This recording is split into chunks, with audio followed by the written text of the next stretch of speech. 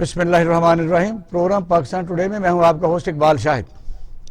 ناظرین، پاک India conflict ہر پاکستان کا بچہ جانتا ہے۔ پاکستان بننے کے ساتھ ہی ہندوستان نے پاکستان کے وجود کو ختم کرنے کے لیے سازشیں شروع کر دیں۔ ہندوستان کے ساتھ پاکستان کی تقریباً 4 جنگیں ہو چکی ہیں اور 1971 میں بیرونی طاقتوں کے ساتھ مل کے مشرقی پاکستان سے بنگلہ دیش بنا دیا گیا، جو پاکستانی قوم کبھی بھی نہیں بھولی۔ اس کے بعد بھی آپ دیکھ سکتے ہیں کہ دہشت گردی کی کوئی بھی کارروائی ہو، اس کے پیچھے ہندوستان نظر آتا ہے۔ کلبھوشن ہو یا اور دہشت گردی افغانستان میں وہاں آپریٹ کرنے کے لیے ان کے سفارتخانے موجود رہتے ہیں۔ پاکستان نے ایک بہت بڑی جنگ دہشت گردی کو ختم کرنے کی لڑی ہے، جس میں سولین اور افواج پاکستان نے 75,000 جانوں کا نذرانہ بھی پیش کیا ہے۔ انڈیا ایکسپوز ہوتا آخر کار آپ نے دیکھا کہ امریکن ایک رسالے نے اس پر اپنا پوری سٹوری چھاپی ہے کہ انڈیا کس طریقے سے داعش کو فنڈنگ کرتا ہے، اس کے شام اور افغانستان میں کس طرح کیمپ ہیں ان کو آپریٹ کرتا ہے، اور ترکی میں بھی جو 2016-17 میں کارروائیاں ہوئیں اس کے پیچھے بھی انڈیا شامل تھا۔ اور انڈیا کے تقریباً 4 درجن کے قریب بینکس اس قسم کی کارروائیوں میں ملوث ہیں، جو منی لانڈرنگ اور جو دہشت گردی کی کارروائیوں میں ہو سکتی ہے۔ پاکستان کے موید یوسف، جو پاکستان سلامتی کونسل کے اس وقت مشیر ہیں، انہوں نے کرن تھاپر جو انڈین ایک جرنلسٹ ہے ان کو ایک انٹرویو دیا، جس میں انڈیا نے پاکستان کو مذاکرات کی پیشکش کی ہے، کیونکہ کرن تھاپر جو ہے وہ انڈیا کی بیس کے اوپر ایک انٹرویو لینے ان کے پاس آیا تھا۔ پاکستان نے 5 مطالبات رکھے ہیں کہ اگر مذاکرات کرنے ہیں تو یہ نہیں ہے کہ منہ میں رام اور بغل میں چھری، کہ ہمارے 5 مطالبات یہ ہیں کہ پاکستان میں دہشت گردی کی جو کارروائیاں ہیں ان کو روکا جائے، اور جو کشمیر میں انسانی حقوق کی خلاف ورزی ہو رہی ہے وہاں ڈومیسائل جو ہے اس کو ختم کیا جائے، اور ان کی جو ناکہ بندی ہے اس کو ختم کیا جائے۔ دوسرا اہم یہ تھا کہ بابری مسجد اور اس کے بعد جو ہماری ایک ٹرین کا واقعہ ہوا تھا، اس کے جو ملزمان تھے یعنی مجرم تھے ان کو بھی سزا نہیں مل سکی۔ ایک تو یہ ہمارا موضوع رہے گا۔ وزیر اعظم پاکستان نے آج ایک بیان دیا ہے کہ 18ویں ترمیم کے بعد کافی مسائل کا سامنا کرنا پڑا۔ پاکستان میں سیاسی جماعتیں اپنی من مرضی سے اپنے سیاسی لوگوں کو نوازنے کے لیے اپنے علاقوں میں فنڈ کا استعمال کرتی ہیں، حالانکہ یہ بالکل ناانصافی ہے۔ فنڈ اگر جو بھی ریونیو سے اکٹھے کیے جاتے ہیں وہ تقریباً منصفانہ ہونے چاہیے، اور جو انضمام شدہ علاقے ہیں مثلا فاٹا اور شمالی اور جنوبی وزیرستان ہیں تو وہ ان کے لیے بھی ایسی ہی سہولت ہونی چاہیے۔ آخر میں ہم ایک اہم موضوع جو سب سے اہم ہے وہ یہ ہے کہ پاکستان میں بے روزگاری عام ہے اور مہنگائی نے انسان کا جینا دوبر کیا ہوا ہے۔ اس مسئلے کو کیسے حل کیا جائے، کون سی انڈسٹری جو ان مسائل میں کمی کر سکتی ہے یا اس کا حل تلاش کر سکتی ہے، وہ کنسٹرکشن کمپنی کے ساتھ جڑے ہوئے تقریباً 46 جو انڈسٹری ہے وہ کام کرتی ہے۔ آپ دیکھ سکتے ہیں ان میں اینٹیں ہیں، سریا ہے، لیبر ہے، اور اس طرح کے تقریباً میں سمجھتا ہوں ملک کو چلانے کے لیے سب سے اہم ترین کنسٹرکشن ہے انڈسٹری کام کر سکتی ہے۔ اس پر ہم بات کریں گے۔ ہمارے ساتھ موجود ہیں برگیڈیئر غضنفر سید صاحب، کسی تعارف کے محتاج، welcome to the show sir. Air marshal Mahmood Khan sahab اور نسیم احمد جاوا صاحب ہیں، یہ اکانومسٹ ہیں اور ماہر ہیں انہوں نے اس پر ایک اتھارٹی میں سمجھی جاتی ہے کہ کنسٹرکشن کے شعبے، ان سے بات کریں۔ برگیڈیئر صاحب سٹارٹ آپ سے لیتے ہیں کہ پاک انڈیا کانفلکٹ پاکستان میں یہ 2 بے شک چھوٹی سی رائے لے لیں، دوسری رائے بھی پائی جاتی ہے جو انڈیا سے بڑا اب محبت جو ہے ان کی جاگتی رہتی ہے۔ کیا کہیں گی نئے سینیریو میں انڈیا ایکسپوز ہوا ہے، کہاں تک پیچھے ہٹا ہے، یا یہ بھی اس کا ایک میں سمجھتا ہوں کہ ایک دو یا اس کی منافقت ہے؟ نہیں، پہلے تو آپ نے چونکہ انٹرویو میں آپ نے ریفرنس دیا کچھ جنگوں کا جو پاکستان نے انڈیا کے ساتھ لڑی، 65 ہوگی، 71 ہوگی، 48 ہوگی۔ 48 میں تو جو پاکستان نیا آزاد ہوا تھا، آپ کے پاس آرمی چیف بھی نہیں تھا، جو آرمی چیف تھا وہ انگریز تھا، اور جو قائد اعظم نے اس کو جو حکم دیا اس نے ماننے سے انکار کر دیا۔ اس کے بعد 48 کی جنگ کی جو سب سے بڑی کریکٹرسٹک تھی، سب سے بڑی خاصیت تھی، وہ یہ تھی کہ 48 اس جنگ میں اور اس سے جنگ سے پہلے بھی اگر آپ تھوڑا دیکھیں، کیونکہ کشمیر جہاں تک آپ کا کشمیر آزاد کشمیر ہے وہ کشمیری مجاہدین نے خود آزاد کروایا، وہ انڈیا نے آپ کو گرانٹ نہیں کیا تھا۔ اسی طرح گلگت بلتستان میں انگریز ریزیڈنٹ ہوتا تھا، کیونکہ مہاراجا نے انگریز کو دے دیے تھے لیز پہ، وہاں وہ آرمری توڑی گئی اور وہاں سے گلگت بلتستان کے جو لوگ تھے وہ چلے اینڈ دے کراش برج الپاس، جو بہت بڑی ہائٹ ہے وہاں پہ پتہ ہے, اور وہ سری نگر کے دروازے میں دستک دے رہے تھے. ادھر سے جو مجاہدین ہیں وہ they were knocking at the doors of اپنا پونچھ. اس سے اس وقت جو تھا اس وقت وہ ایک انسٹرومنٹ آف ایکسیشن سائن کیا گیا, جعلی جو سائن نہیں ہوا, اس کا کوئی وجود آج تک کسی کتاب میں نہیں ملا. انسٹرومنٹ آف ایکسیشن جس کی فیزیبلٹی کے تحت جو انڈین فورسز ہیں وہ کشمیر میں ان کو اتارا گیا تھا. یعنی مطلب یہ ہے کہ 1948 سے لے کے انڈین آرمی جو ہے وہ کسی ریزولیشن کے بغیر, کسی لیگیلٹی کے بغیر ایز اے قابض فوج جو ہے وہ جواہر لال نہرو یونائٹڈ نیشن میں بھی, وہ تو بات کی بات ہے نا, وہ تو بہت 50s کی بات ہے, 53 کی بات ہے. پہلے دن جو انڈیا نے قبضہ کیا ہے کشمیر پہ, انڈیا لیگیلٹی میں کشمیر میں نہیں آیا. انڈیا از اے قابض, انڈین فارمیز جیسے اسرائیل قابض ہے, اس طرح Indian army is an occupational army, it has not legality to be in Kashmir right from the first day. اب اس کے بعد چلتی رہی, جنگیں ہوتی رہی, پاکستان انڈیا کی 71 کی وار ہوئی جس میں بنگالیوں نے انڈیا کا ساتھ دیا, Mujibur Rahman was a paid agent of را. اس کے آپ کو پتہ ہے پہلی جو اگرتلا کانفرنس ہوئی تھی, جو پاکستان سے آرمی آفیسر بھاگے تھے, یہاں سے فائلیں چرا کے بھاگے تھے, وہ وہاں گئے, وہ کانفرنس ہوئی, مکتی بانی نے پارٹیسپیٹ کیا. جس وقت مکتی انڈیا نے کشمیر, جس وقت ایسٹ پاکستان گرا ہے, ایسٹ پاکستان فال ہوا ہے, اس کے بعد آر این کاؤ نے ایک کتاب لکھی تھی, اگر آپ کی نظر سے گزری ہو, وہ آئی بی کا چیف تھا, اور اس نے اس کتاب میں لکھا تھا کہ جی میں نے اس کے گرنے کے بعد اندرا گاندھی کو ایک نقشہ, ایک منصوبہ پیش کیا کہ جی جو کچھ ہم نے ایسٹ پاکستان میں کیا ہے وہ ہم we can replicated in Balochistan also. تو آپ ہمیں اجازت دیں ہم بلوچستان میں. اندرا گاندھی کے اس وقت ورڈ یہ تھے کہ نہیں, انٹرنیشنل جو سیناریو ہے وہ فیزیبل نہیں ہے, وہ ہماری طرف فیوریبل نہیں ہے, تو ابھی اس کو روک لو. میرا کہنے کا مطلب ہے کہ اس دن سے انڈیا کے دن میں بلوچستان کے بارے میں ابال اٹھ رہے تھے, ٹھیک ہے, اور انڈیا پاکستان میں پیسے لگاتا رہا. ابھی بات ہو رہی تھی, اور اس کو آپ چیک کر سکتے ہیں ریکارڈ کے, جو کالا باغ ڈیم جو نہیں بنا اس پہ جو انڈیا نے پیسے لگائے ہیں, جتنے پاکستان کی پولیٹیکل پارٹیز کو پیسے دیے ہیں, ایک سندھ کی پارٹی ہے جس کو پیسے دیے گئے, ایک آپ کی خیبر پختونخوا کی پارٹی ہے, آپ کو جو اپنے آپ کو بڑا انقلابی کہتے ہیں, بکے ہوئے لوگ ہیں, انقلابی کہتے ہیں, پیسے کھاتے ہیں, انڈیا سے دفن ہوتے ہیں کابل میں. اب یہ جو چیزیں پاکستان کے اندر جو ہوتی رہی ہیں, بعض دفعہ یہ کوورٹ سازشوں کے ذریعے ہوتی رہی ہے, اور بعض دفعہ جب یہ دہشت گردی کی لہر چلی تو انڈیا نے اس کے اندر اب فیڈ کرنا شروع کر دیا. انڈیا نے اور اس کو اجیت کمار ڈیول نے آن ریکارڈ کہا, اگر آپ کو یاد ہو, کہ یہ پاکستان کے اندر جو لڑ رہے ہیں وہ آئیڈیالوجیکل موٹیویٹڈ, مرسریز ہیں, ہم ان کو پیسے دیں گے. وہ بھی چھوڑیے آپ, چلے ہم کہتے ہیں کہ یو ایس ٹریری کی ریسنٹ رپورٹ آئی ہے, اکنامک انٹیلیجنس یونٹ نے وہ رپورٹ کمپائل کی ہے, ابھی وہ ویسٹ میں بھی چھپی ہے, وہ پاکستان میں بھی چھپی ہے, پوری دنیا میں چھپی ہے. اس کے آپ مندرجات اٹھا کے پڑھے. پہلے تو وہ کہتے ہیں کہ برطانیہ کے 4 بینک ہیں, 5 بینک ہیں, جے پی مورگن ہے, standard chartered, H S B C ہے, جو بڑی منی لانڈرنگ میں انوالو ہے. وہ منی لانڈرنگ کدھر جاتی ہے؟ پاکستان کو تو ایف اے ٹی ایف میں لے کے جا رہے ہیں نا, امریکہ کو کھڑا کرے ٹرمپ کو. نہیں, اس میں بڑی امپورٹنٹ چیز, ایف اے ٹی ایف چھوڑ دیں, اس میں بڑی امپورٹنٹ چیز جو میں آپ کو جو لوگوں کو پتا ہونا چاہیے, اس رپورٹ کے اندر یہ لکھا ہوا ہے کہ یو ایس ٹریری نے, سی آئی اے نے ایک پرائیویٹ ایکسچینج کمپنی, منی ایکسچینج کمپنی قائم کی تھی جس کا نام تھا زورانی ایکسچینج. اس کے ذریعے وہ منی لانڈرنگ کرتے تھے طالبان کو. طالبان کے پاس ڈالر کہاں سے آتے تھے؟ 1,000 روپے پر ڈالر پے کرتے تھے تحریک طالبان والے ان کو, جو ایک جو آپریشن, وہ کہاں سے, وہ کوئی پھٹا ہوئی مشین لگی تھی ڈالر بنانے کی. اسی طرح انڈیا کے 44 بینک ہیں جو انوالو ہے منی لانڈرنگ, اور اسٹیٹ بینک ہے. اب یہ تمام چیزوں کو اگر آپ جمع کریں, اور اے پی ایس پہ جب حملہ ہوا تو اے پی ایس پہ حملہ جو لوگ کر رہے تھے ان کا کانٹیکٹ ٹیلی فون کا کس کے ساتھ تھا؟ ٹھیک ہے, وہ بندہ کہاں پہ, وہ جو اپنا ہے شخص, وہ بیٹھا ہوا تھا انڈین قونصلیٹ کے اندر, وہاں سے لائیو ہو رہی تھی. زیارت کی ریزیڈنسی پہ حملہ ہوا, کیا ہوا؟ فیصل بیس پہ حملہ ہوا, کون لوگ تھے؟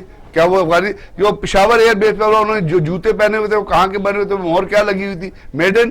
اب یہ تمام چیزیں اویلیبل تھی, یہ تمام چیزیں آن ریکارڈ. صاحب, انڈیا کے لوگ اس طریقے سے اپنے ملک کے خلاف نہیں چلتے. پاکستان میں جو بدبخت ہوتے ہیں, اقتدار میں بھی آتے ہیں. بھائی آپ کیا تو سوری تو سے وہ لوگ ہیں جنہوں نے بنگلہ دیش کی آرمی, بنگلہ دیش کی لیڈرشپ سے پیسے کھائے ہیں. وہ آپ کے بہت بڑے اینکر ہیں, جا کے وہاں پہ وہ بیان دیتے ہیں پاکستان آرمی کے خلاف کے انویسٹیگیشن کراؤ. ان کے والد لاہور کے رہنے والے ہیں. اب وہ آگے, اب جب اس قسم کے لوگ اب اس کے اندر یہ بات یہاں پہ صرف میں کنکلوڈ کروں گا. عام طور پر ہم ایسے لوگ سوچتے ہیں جو بیٹھتے ہیں, جو ملک کے ساتھ محبت بھی کرتے ہیں, کہ ایسے لوگ باقاعدہ پہلے تھوڑا سا اٹیمپٹ کرتے ہیں، اس میں ایسی کوئی بات کرتے ہیں جو ملک کے خلاف ہو، ان کو کچھ نہیں کہا جاتا، پروسیڈ نہیں کیا جاتا، پروروب نہیں کیا جاتا، پھر ان کے ساتھ جو چھوٹے چھوٹے ضرورت مند لوگ ہوتے ہیں، پہلے بزدل ہوتے ہیں، وہ چل پڑتے ہیں۔ آپ دیکھ رہے ہیں کہ وہ سوشل میڈیا پر وہ لوگوں کی تعداد بڑھتی جاتی ہے جب کسی کو پنش ہم نہیں کرتے، کہ قانون اور آئین میں لکھا ہوا، آئین میں لکھا ہوا ہے کہ یہ بات کرنی ہے، یہ نہیں کرنی۔ پھر آپ جب ہم مثالیں دیتے ہیں کہ وہ آدمی فلاں ہے تو وہ دھڑلے سے جب ان کو کچھ نہیں ہوتا تو پھر دوسرے لوگ کیا کریں؟ اب بات یہ ہے نا کہ ہر چیز ٹائم بریکٹ کے حساب سے اچھی لگتی ہے۔ بعض دفعہ جیسے آپ جو بات کریں بنگلہ دیش کی خبروں میں جو لوگ بولتے تھے، وہ اپنے آپ کو کیا کرتے ہیں، ہیومن رائٹ ایکٹیوسٹ کہلواتے ہیں۔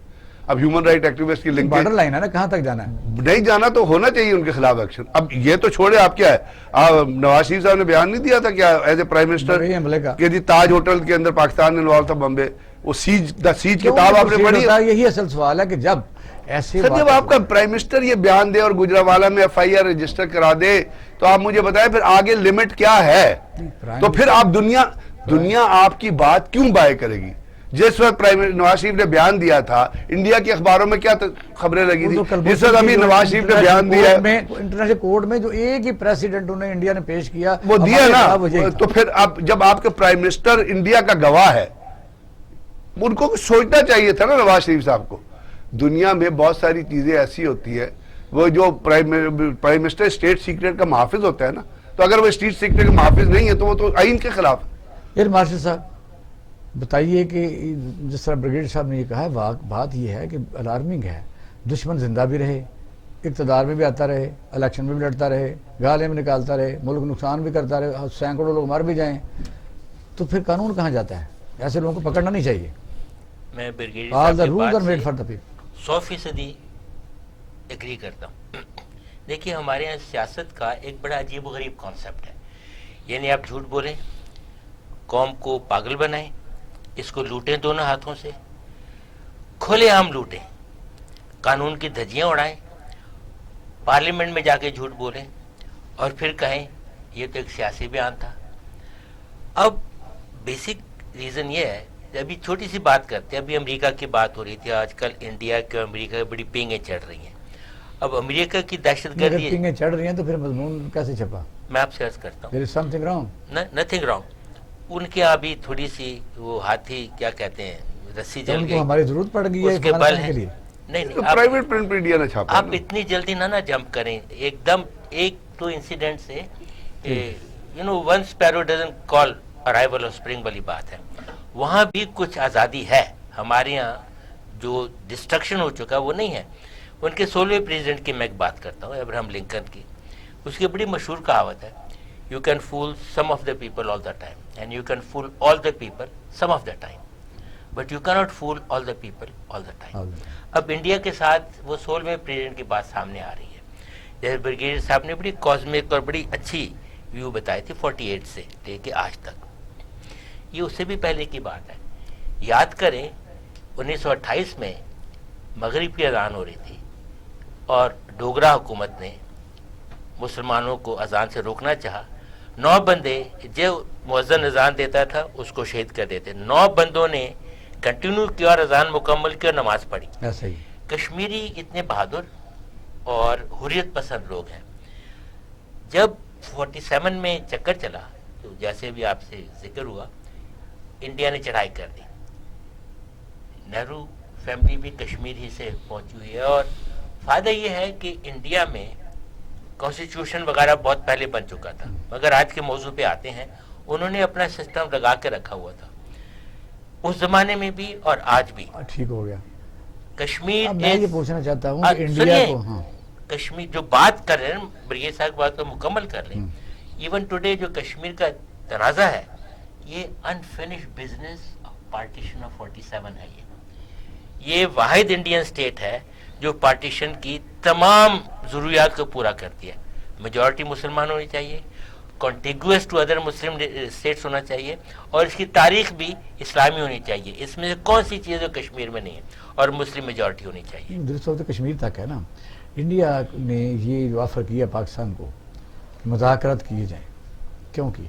انڈیا نے نہیں کیا، پاکستان نے کیا۔ یوسف نے کہا ہے نا کہ یہ شرائط رکھی اس کی نہیں، اس نے کہا اگر مذاکرات کی یہ شرائط ہے وہ جو بیک ڈور پالیسی چلی ہے انٹرپریٹیشن ہے. دیکھیے سیاست جو آپ اور میں کرتے ہیں ڈپلومیسی، یہ خالی سفارت خانوں کے ذریعے نہیں ہوتی. بیک ڈور چینلز ہوتے ہیں، سیکنڈری ٹرشری طریقے بھی ہوتے ہیں، کوئی کسی سے کہلوا کے. تو اس میں ہم زیادہ نہ جائیں. پاکستانی سیاست تو میں نے آپ سے عرض کیا نا، یہ تو it's a gang of criminals. اب ہم ان کو الیکٹ کرتے ہیں کہ وہ آپ کو اور مجھ کو وہ حفاظت دیں جس کے لیے ہم نے ان کو وہاں بٹھایا ہے، ورنہ بادشاہت ہوگی. عام طور پر آرمی چیف جس وقت کور کمانڈر میٹنگ ہوتی ہے یہ بیان ضرور آتا ہے کہ انڈیا کسی وقت بھی فالس فلیگ ایکسرسائز کر سکتا ہے اور الرٹ رہنے کے لیے ہمیشہ کہا جاتا ہے. اس کا مطلب سم تھنگ کچھ نہ کچھ تو ہو رہا ہے، کسی وقت ہو سکتا ہے، ہمیشہ سے ہوتا رہا ہے. اب آپ دیکھیے 28 فروری پچھلے سال کی، اس سے پہلے بھی یہ بات ہوئی تھی. اور یہ انڈیا کو، ہمارے لوگوں کے لیے نہیں ہے یہ زیادہ بات، یہ انڈیا کے لیے ہے. دیکھو جو تم کر رہے ہو خیال رہے ہم کو اس سے زیادہ پتہ ہے. اس کی مثال 28 فروری. شرارت سے باز تو نہیں آ رہا. سنیے تو صحیح نا، کیسے نہیں باز آتے. جب گرایا گیا ہے جہاز کو اور ہمارے جہازوں نے اٹیک کیا، ڈمی اٹیک کیا ہے، ان کو ٹوٹل الیکٹرانک سگنلز دیے گئے تھے کہ جہاں ان کی senior leadership including their army chief اور سٹنگ دیئر، وہاں پہ بم آپ تو ظاہر ہے کہ فضائیہ بہت بڑے افسر رہے ہیں، 100% وہ لوگ وہاں سے زندہ نہیں نکل سکتے تھے. درست ہے. ظاہر لوگوں نے جو ایموشن سے، میں یہ کہتا ہوں کہ اس وقت جو آپریشن ہوا، آپ ذرا زیادہ سمجھتے ہیں. کہنے والے کہتے ہیں کہ اس کو تو آپریشن کا جو تھا وہ اپنا تھرپارکر اور باول پوری اس قسم کا وہ ایک سکیم بنی تھی انڈیا کی طرف سے، وہاں سے یعنی چونکہ ہم بہت زیادہ ویجیلنٹ تھے تو پھر یہ ادھر آتے ہوتے بھاگتے بھاگتے یہ واقعہ ہوا. خیر ڈیٹیلز میں جانے کی ضرورت نہیں ہے. بعض ایسی چیزیں جو شاید میں نہ کہنا چاہیے، مجھے نہ پتا ہو، سیدھی سی بات ہے. مگر آپ بالکل صحیح کہہ رہے ہیں، یہ جنوب سے شمال تک ان کی طرف سے کوآرڈینیٹڈ پلان تھا. اور دیکھیے وہ پلان تب کامیاب ہوتا اگر وہ ان کو پتا ہوتا کہ وہ آئیں گے اور واپس بھی چلے جائیں گے. جب ان کو پتا ہے کوآرڈینیٹڈ پلان ادھر آئے تو ان کے واپس جانے کے چانسز تقریباً 0 ہیں، تو ادھر سے تو نہیں آتے گئے. اور یہاں سے بھی اب یہ مودی وہ صاحب ہیں، جب بہرا نے کہا جی ہمارا ریڈار جو ہے نا بارش کی وجہ سے دیکھ نہیں سکا. اب جو لیڈرشپ اس قسم کی ٹیکنالوجی وائز ہو، آفٹر وہ چائے کی پتی تو نہیں تھی کہ انہوں نے بتا دینا تھا. تو ابھی بات ہو رہی تھی امریکن آرٹیکل کی جس نے انڈیا کو ایکسپوز کیا ہے. امریکہ میں یہ کوئی نئی چیز نہیں ہے، وہ اپنے صدر کو بھی کرتے ہیں. ان کے سب سے بڑی دیکھیے کوئی آج سے 25-30 سال پہلے کی بات ہے، آپ کو یاد ہوگا کرنل اولیور نارتھ ایران جب ہاسٹیجز وغیرہ ہوئے تھے تو وہ کچھ پیسوں کی بات ہوئی تھی. اور وہ پیسے اس زمانے کے اگر $10,000 تھے تو آج کل تو $10 لاکھ بن جاتے ہیں. وہ بھی پیسے کیسے گئے؟ حالانکہ امریکہ کا لا اصول بھی کہتا تھا کہ پیسے نہیں جانے چاہیے. تو منی لانڈرنگ کے جو طریقہ ہے وہ امریکہ بڑے بڑے طریقے سے نکالتا ہے. اولیور نارتھ کرتا یہ تھا کہ پناما سینٹرل امریکہ میں، کوسٹاریکا بھی ایک ملک ہے، اور وہاں بھی فریڈم فائٹرز کے چکر ہیں. ہم کیا کر رہے ہیں کیونکہ انڈیا تو یہ ہے کہ شیعہ سنی فساد کرانے پر بھی انہوں نے جو وہاں فنڈنگ کی اور پکڑے گئے، کئی لوگ پکڑے گئے. ظاہر ہم بھی ویجیلنٹ ہیں، تو یہ میں سمجھتا ہوں سب کو اپریشیٹ کرنا چاہیے، اور علماء کرام کو بھی اور ایجنسیز کو بھی جنہوں نے بار وقت، اور ابھی بھی لگے ہوئے ہیں اس بات پر، پیچھے نہیں ہٹ رہے ہو. تو اس پر میں کیا کہیں گے کہ وہ تو انڈیا تو لگا ہوا ہے اس طریقے سے. تو پرسوں جو ایک شہادت ہوئی ہے ہمارے مولانا صاحب کی کراچی میں، میں تو دیکھیے ایک بات یاد ہے، کام بڑا ضروری ہے کہ ہم ٹی وی پر بتائیں. آئی ایم ویری کلیئر کہ پاکستان اس وقت is undergoing 5th generation hybrid warfare. اب hybrid warfare کیا ہے؟ یہ خالی تیر و تفنگ کی جنگ نہیں ہے. It's also a battle for your mind, heart and soul. میں کہہ رہا تھا نا مثلا بریگیڈ صاحب سے آپ ذرا اس پر تھوڑا سا سٹانس دیجئے کہ یہ ظاہر پاکستان اور انڈیا کی جو مخالفت ہے، یعنی وہ ہمیں وہ کبھی تسلیم ہی نہیں کیا انڈیا نے. تو جنگیں جس طرح میں نے کہا اتنی لگ چکی ہیں اور نقصان بھی ہو چکا ان کا، بھی پاکستانی عوام ہو یا ہندوستانی ہو، اسلحے کے اوپر خریداری پر اتنا سرمایہ صرف ہو رہا ہوتا ہے، بے روزگاری ادھر بھی ہے ادھر بھی ہے. تو یہ چند لوگوں کا مسئلہ انڈیا میں جس طرح ایک جنگی جنون ہے، اس پر کیا ہے رائے آپ کی؟ جو کمزوری ہوتی ہے نا جب انسان کے اندر ہو تو اس کے جو اثرات ہیں یا وجہ ہم دوسروں میں نہیں تلاش کرتے. ہمارے ہاں پرابلم جو ہے نا، ہمارے پاس کمزوری اندر ہے. پاکستان کے اندر इंडिया कभी भी नहीं चाहता था कि पाकिस्तान बने, we all know this right from the beginning, like brigadier साहब ने जैसे बोला। उसके लिए जो कन्वेंशनल वॉर्स उन्होंने लड़ी, कन्वेंशनल पॉलिटिक्स जो होती है, पावर पॉलिटिक्स दो तरह से होती है। अब इकोनॉमिकली आप पावरफुल हों तो आप जंग के हिसाब से पावरफुल होते हैं। दो तरह के लोग होते हैं, जो जज्बे से लड़ते हैं और दूसरे जिनको आप जज्बे से नहीं लड़ सकते उन्हें आप खरीद लेते हैं। तो अब 71 के बाद, बल्कि कारगिल के बाद भी ये जी जैसे अभी एयर मार्शल साहब ने भी कहा कि तरीका चेंज हो चुका है। दो तरह से जंगें लड़ी जा रही हैं, एक तो पाकिस्तान को अंदर से कमज़ोर किया जाए, और दूसरा उनकी स्ट्रेटजी इंडिया की मेरे हिसाब से हमेशा ये रही है कि हमें कश्मीर के फ्रंट पे एंगेज रखें, डिफरेंट फ्रंट्स पे एंगेज रखें, ताकि हम ग्रो ही नहीं कर सकें। क्योंकि जब आपके मुल्क के मेजर जो रिसोर्सेज हैं वो दो जगहों पे एंगेज किया जा सके, पॉलिटिशियंस खा रहे हैं या अंदर से हम खोखले हो रहे हैं, और दूसरी चीज़ है कि आप डिफेंस पे खर्च करें तो आप ग्रो ही नहीं करेंगे, आपके रिसोर्स आपको अलाउ ही नहीं करेंगे एज अ नेशन आप स्ट्रेंथन कर सकें। तो मेरे हिसाब से तो हमें अंदर की गंदगी को पहले ज़रूर साफ़ करना चाहिए। ऐसा ही है। ब्रिगेडियर साहब, आपसे मैं सवाल छोड़ के जा रहा हूँ, वो ये कि ये सही है कि जब तक बगदाद का गेट भी नहीं टूटता जब तक अंदर वाले लोग ना हो, और ना ही मीर जाफर अगर ना हो तो जाहिर है शिकस्त नहीं होती। ये बड़ी पुरानी, सुल्तान टीपू लगा लें, सिराजुद्दौला लगा लें, मीर जाफर और मीर कासिम को तलाश करना पड़ता है, और होते हैं। अब भी पाकिस्तान की जो, ये नहीं कहते सब बेवतन है, लेकिन नज़र ये आता है कि जब फाटा को जम करने की बारी आई तो फिर भी मखसूस लोगों ने इसके खिलाफ बातें की। हालांकि ड्यूरल लाइन जो है वो एक शानदार तरीके से फेंस लग चुकी है, ये सदियों पुराना किस्सा तमाम हुआ।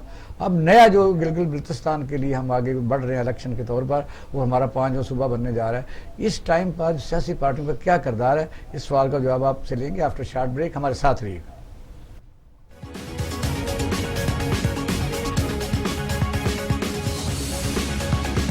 सिर्फ क्लासेस लेना और इम्तिहानात देना ही नहीं है।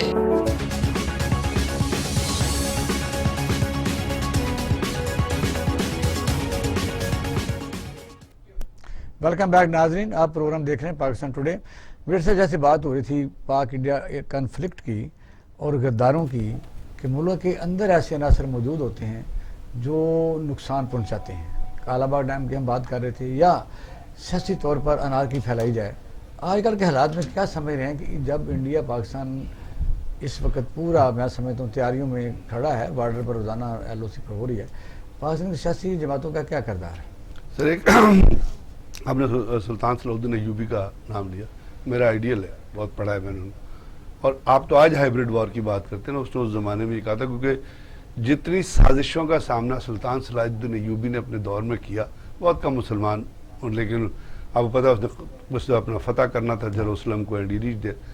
उसने कहा था कि अगर आप अपने मुल्क में बेचैनी फैलाना चाहते हैं या अगर दुश्मन की मदद करना चाहते हैं तो आप अवाम का एतमाद अपनी आर्म फोर्सेस से हटा दें तो आप दुश्मन की मदद कितने 100 साल पहले। ये तो हाइब्रिड वॉर तो आज की बात है ना, उसने उस वक्त ये बात, और आज यही चीज आपको होती नजर आ रही। तो बात यह है कि होना तो ये चाहिए ना एक आइडियल सिस्टम में कि सिविलियन गवर्नमेंट अपना काम करे, फौज अपना काम करे, और दोनों के दौरान कोऑर्डिनेशन है वो ज़रूरत होती है। क्योंकि एक समझने की बात यह है जो हमारे यहाँ शायद बहुत कम लोग समझते हैं कि आप कोई भी पॉलिसी उठा लें, किसी भी मुल्क की, अमेरिका की उठा लें, बरतानिया की उठा लें, अगर अब डिफेंस पॉलिसी बननी है, अगर वो इकोनॉमी पॉलिसी कोई भी बननी है, तो उसके अंदर आपके अंदर आर्म फोर्सेस की या इंटेलिजेंस की इनपुट आनी है। अगर इकोनॉमिक पॉलिसी बननी है तो इनपुट आनी है आर्मी की। दुनिया में इसराइल में पूरी दुनिया, क्योंकि देखिए ना, अगर आप माशी पॉलिसी बनाएंगे आप उसके अंदर नहीं रखेंगे, आप नहीं रखेंगे डिफेंस के ऊपर आपने कितना खर्च करना है, सोशल सेटअप पे, तो ये चीजें, ये कोऑर्डिनेशन दुनिया के हर मुल्क में चलती है। ये पाकिस्तान के लिए कोई अनोखी बात नहीं है। वज़ीर आला बल्तिस्तान मेरे प्रोग्राम में थे, उनसे मैंने सवाल किया कि यहाँ जो शोर मचा हुआ है, बिलावल भुट्टो जरदारी कहते हैं जी, जो इनको लाए थे इमरान खान साहब को, अगर उन्होंने वहाँ कुछ किया तो हम तहरीक चलाएंगे।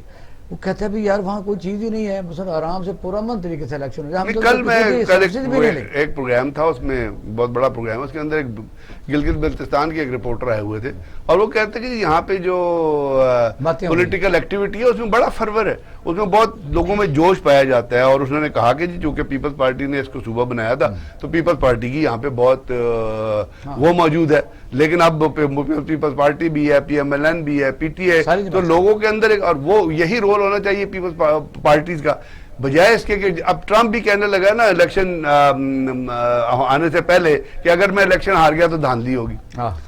ٹھیک ہے, اب یہ اب آپ اندازہ لگا لیں, یہ پولیٹیکل کلچر. تو ہمارے یہاں موجود ہوتا ہے الیکشن, ہمارے یہی بات بلاول صاحب کہہ رہے ہیں کہ اگر میں ہار گیا تو دھاندلی ہوگی, اور اگر میں جیت گیا تو دھاندلی نہیں ہوگی. ٹھیک ہے نا, وہ ایک بات کسی نے کوٹ کی نا اپنا پی ایم ایل این کے جو اپنا بڑے ریسپیکٹیبل لیڈر ہیں آصف, اپنا خواجہ آصف کے حوالے سے, کہ وہ کہتے ہیں جی انہوں نے رات کو رنگ کیا چیف کو کہ جی میں ہار رہا ہوں. چیف نے کہا جی فیئر الیکشن ہے, صبح وہ جیت گئے.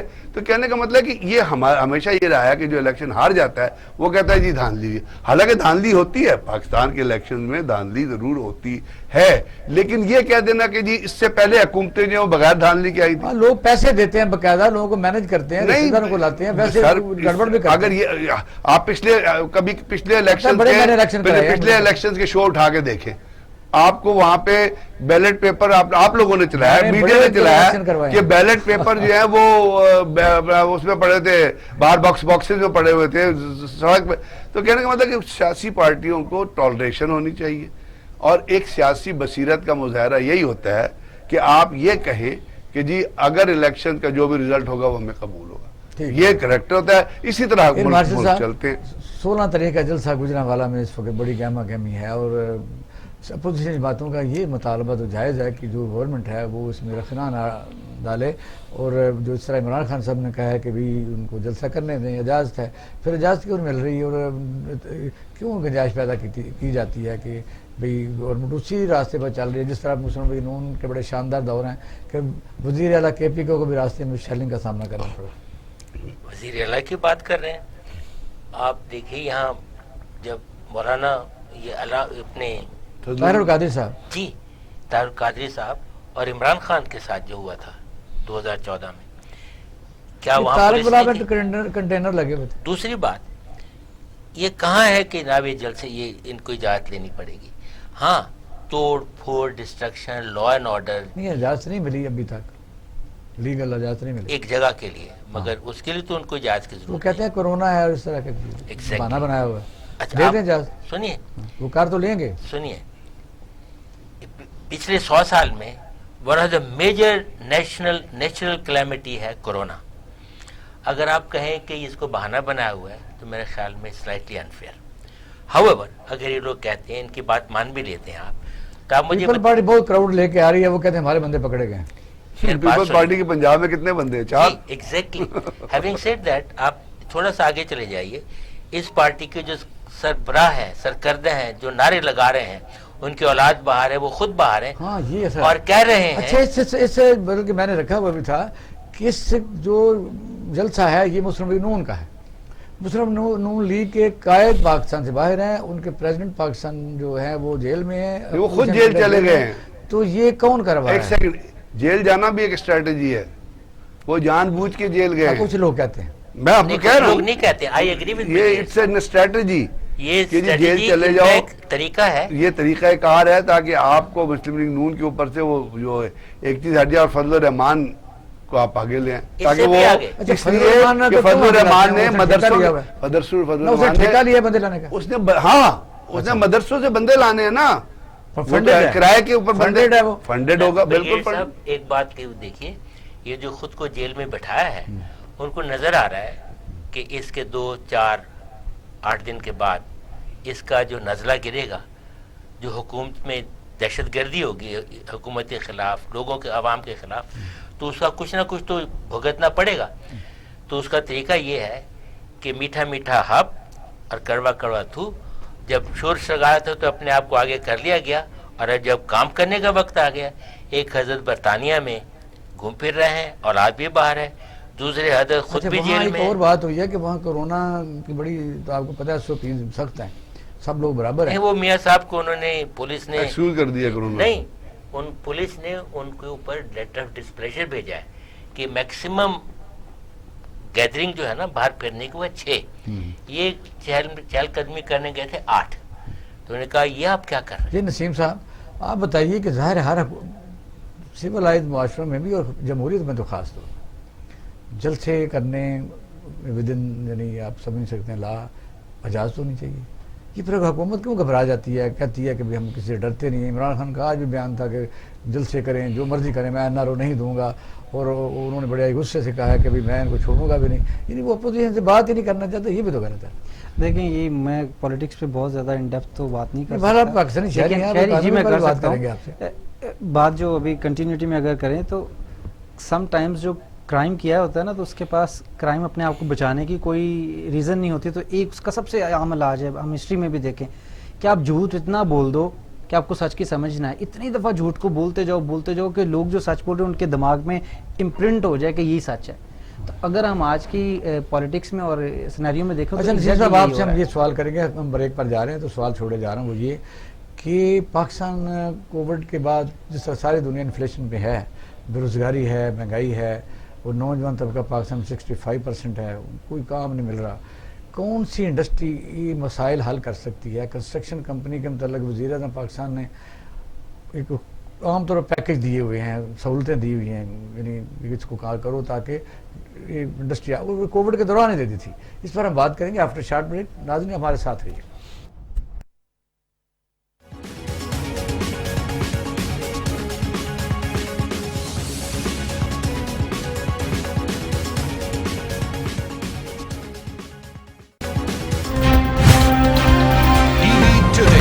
खबर सबसे पहले,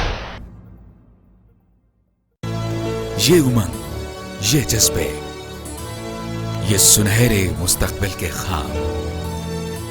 ख्वाब हो चाहे आसमान छूने का, ख्वाब हो आगे बढ़ने का, या ख्वाब हो कुछ तख्लीक करने का, इन ख्वाबों की तकमील करती है क्वालिटी एजुकेशन.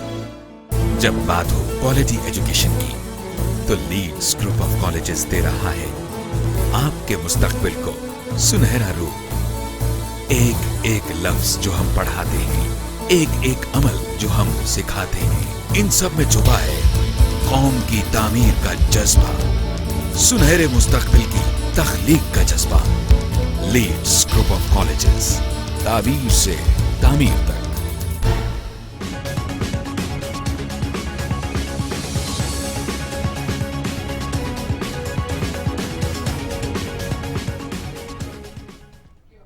ویلکم بیک ناظرین, آپ پروگرام دیکھ رہے ہیں پاکستان ٹوڈے. جی نسیم صاحب, سوال تو آپ کو میں نے چھوڑ دیا تھا کہ پاکستان میں کس طرح بے روزگاری ختم کی جا سکتی ہے. کوئی بھی کنٹری ہے نا جی, اگر اس کو ہم لوگ دیکھ لیں ویسٹ میں یا جو ہمارے بالکل قریب گلف ہے, جو انفراسٹرکچر کا بگیسٹ پارٹ ہوتا ہے نا وہ کنسٹرکشن ہوتا ہے. اور Pakistan has been actually the first country to announce the construction package.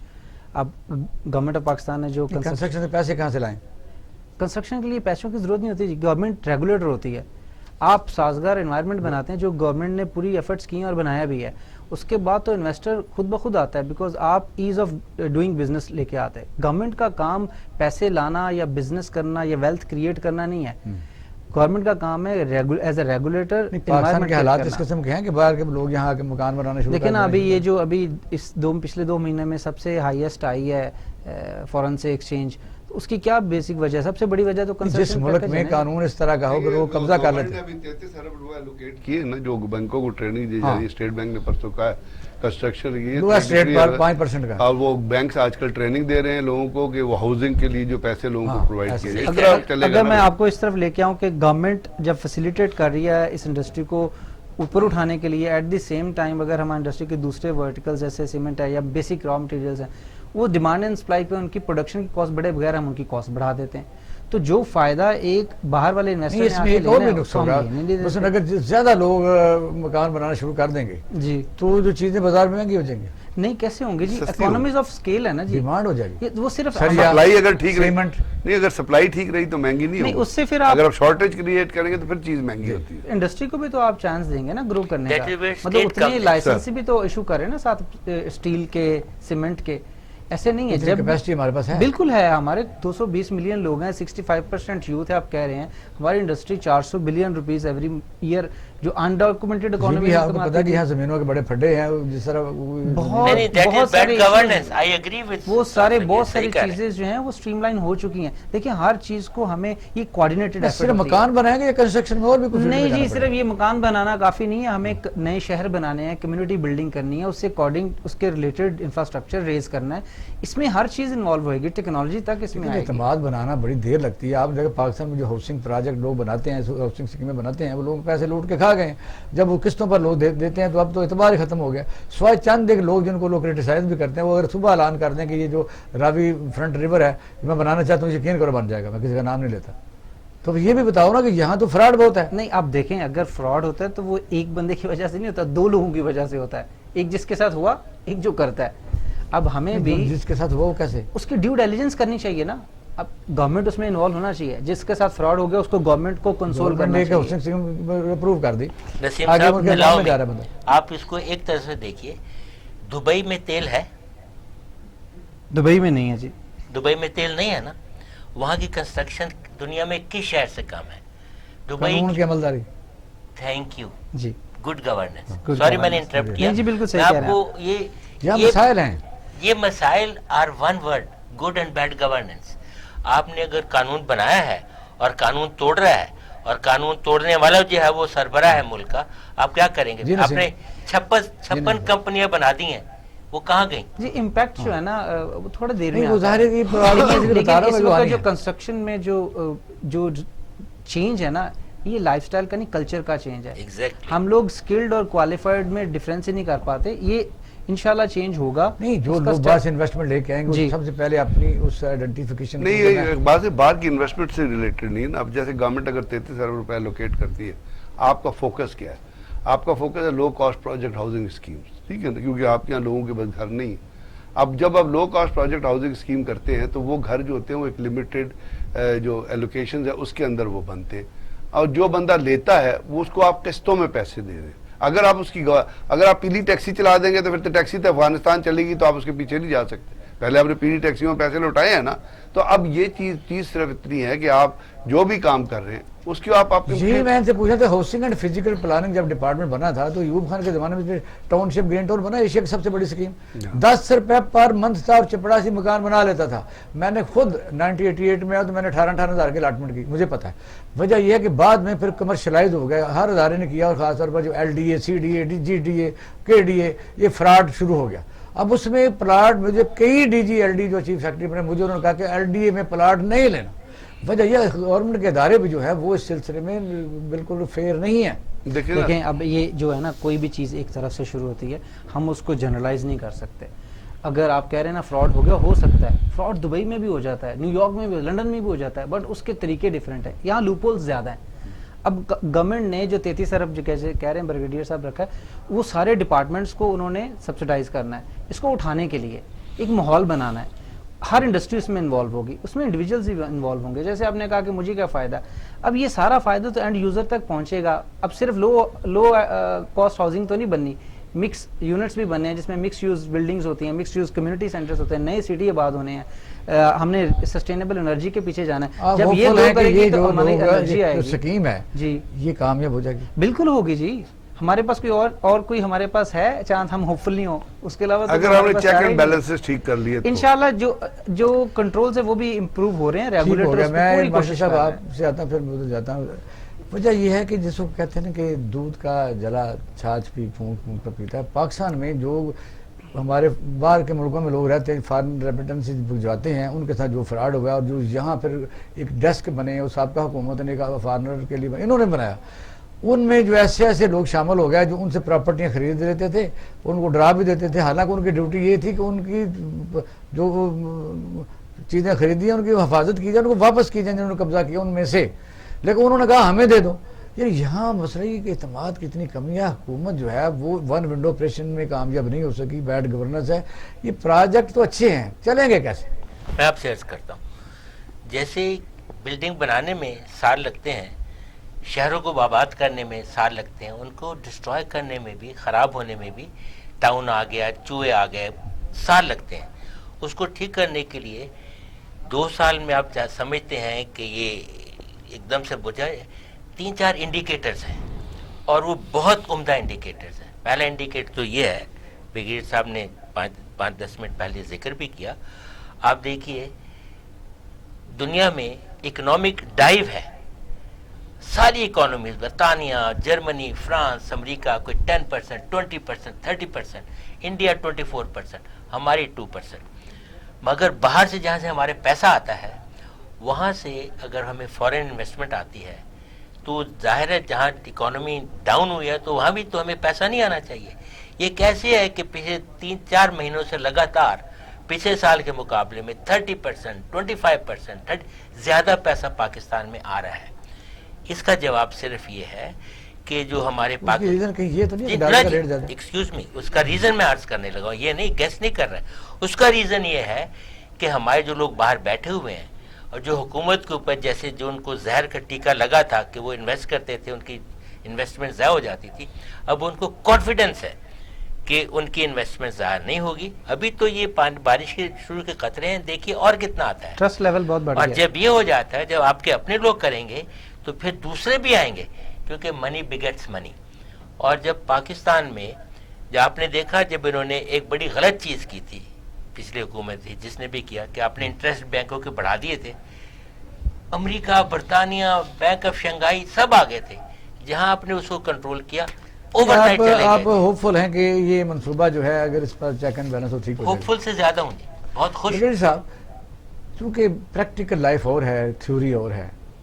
یہاں مثلاً جب ایک گورنمنٹ ایلوکیشن کرے گی اسی فنڈ کی کہ اتنے میں نے بلین کیا ہے اور لوگ اس سے فائدہ اٹھا سکیں، تو آپ کو پتہ ہے جن کے مکان نام نہیں ہے لیکن ہے مکان ان کے، وہ بھی اپلائی کر دیتے ہیں. اور ایک اور مکان سے ہی ظاہر ہے کہ قوم کا جو مجموعی کریکٹر ہے وہ تو ہمارے سامنے، ہم بھی ان میں شامل. کیا سمجھتے ہیں کہ کیا کیا جائے؟ وہ تجویز بھی دیں. بالکل، میں تو آپ سے اس سے زیادہ ایگری نہیں کر سکتا کہ ہم صرف لیڈروں کو کہتے رہتے ہیں، ہم خود بھی اتنے ہی کرپٹ ہیں جتنے. ایسا ہی ہے. اگر آپ کسی ریڈی والے کے پاس فروٹ لینے کھڑے ہوں اور آپ طرف دیکھیں نا وہ کیا دے رہا ہے، اپنی کاسٹ پہ وہ دے گا لیکن وہ انشور کرے گا کہ 2-3 سڑے ہوئے دانے ضرور ڈالے درمیان. یہ ہمارا نیشنل کریکٹر ہے. تو یہ تو چیز ہے، یہ تو چیز ہے. ہم دھوکہ دینا، جھوٹ بولنا، اس طرف ہم تو لیڈروں کی باتیں کرتے رہتے ہیں نا. ہم لوگ بھی اس کے، اگر ہم لوگ صحیح ہوں تو ہم صحیح آدمی کے لیے ووٹ نہ کریں. آپ کے یہاں کیا کرپشن ہوتی ہے، وہ جب ووٹ دینے کا وقت آتا ہے وہ کوئی بندہ کھڑا ہوتا ہے کہتا ہے یار چل کوئی 2-3 ارب روپے کھا لینے آئے تھے ساڑی برادری قیمے والے نا ہے تو ساڑی برادری تھا تو برادری نو ووٹ دے دے. اب بات یہ کہ تجویز تو اس میں ایک ہی ہے، اور کوئی تجویز ہونی، میں تو حکومت میں ہوں نہیں، لیکن تجویز ایک ہی ہے کہ آپ جو کام کرنے چاہتے ہیں اس کے اندر جو باڈی آپ بنا رہے ہیں اس کے اندر آپ ریگولیشنز ایسے بنائیں جو فول پروف ہوں اور پھر آپ ان کو امپلیمنٹ کرا سکیں جس سے آپ لیکیجز جو ہیں وہ کنٹرول کر سکیں. باڈی کمپیٹنٹ ہو، نالائق نہ ہو. آج عمران خان باڈی کمپیٹنٹ ہو، آج عمران خان کی انٹینشن پہ آپ شک نہیں ہے، لیکن غریب آدمی پس رہا ہے. آج آپ دیکھیے بیسک کموڈیٹیز کی قیمتیں کہاں پہنچی ہیں. لوگوں کے پاس کھانے کے لیے آٹا نہیں ہے. بھائی آپ گاؤں میں چلے جائیں، کہیں چلے جائیں، وہ کہتے ہیں یار اگر روٹی ہے نا تو وہ پیاز سے بھی کھا لے گا، چٹنی سے بھی کھا لے. جب آپ روٹی نہیں اس کو مہیا کریں گے، بھائی 1100 روپے 1150 روپے آپ آٹا کر دیں گے، تو عمران خان صاحب کو سوچنا چاہیے کہ نہیں سوچنا چاہیے؟ صرف باتوں سے تو بات نہیں ہوگی. اب انہوں نے ایک اور شوشہ چھوڑ دیا کہ یوتھ فورس کا اجلاس بلاؤں گا، اس کے ذریعے انفلیشن کنٹرول، ٹائیگر فورس کے ذریعے انفلیشن کنٹرول. آپ کو اس میں کوئی لاجک نظر آتا ہے؟ کس نے ان کو یہ مشورہ؟ بلکہ وہ لڑائی دنگا فساد، کیا ٹائیگر فورس کے پاس وہ لیگل لاز موجود ہیں؟ یہاں تو آپ کو پتا ہے، آپ خود حکومت میں پرائز کنٹرول کمیٹیاں ہوتی ہیں، اکاؤنٹیبلٹی کمیٹیز ہوتی ہیں. سر ہے ہی نہیں، پرائز کنٹرول کمیٹی ہے ہی نہیں. میں اس میں ایک چھوٹی سی ایڈ کر دیتا ہوں. اپلائی کرنے کے لیے گورنمنٹ جو ابھی اس وقت نادرا کا کام کر رہی ہے نا، ڈیٹا سب کے پاس ہے. جس کا ڈیٹا میں نام نہیں ہوگا وہ اپلائی نہیں کر سکتا، اور جس کا ڈیٹا ہے اس کی پوری ڈیٹیلز ہے.